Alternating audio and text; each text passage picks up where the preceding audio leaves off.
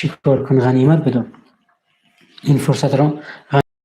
پیامبر خدا صلی الله علیه و سلم در حدیثی که امام ترمذی روایت میکند میفرماید من اصبح منکم آمنا فی سربه، هر یکی از شما از خوابش خیست صبح در خانهش امن و امنیت یافت، هیچ جایی نمیسوزد، هیچ آوازی خون و گریه نیست، خدا را شکر.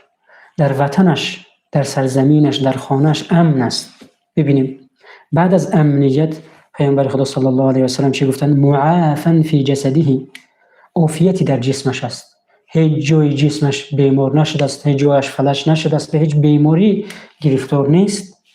عنده قوت یومه، روزانه خوردنیش را دارد.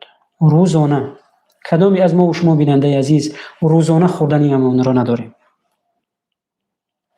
این سه نعمت را، نعمت امنیت، نعمت عافیت و نعمت روزانه خوردنی را داشته باشد، این را چی گفتن؟ فکأنما حیزت له الدنیا، این به مانند آن است که انسان تمام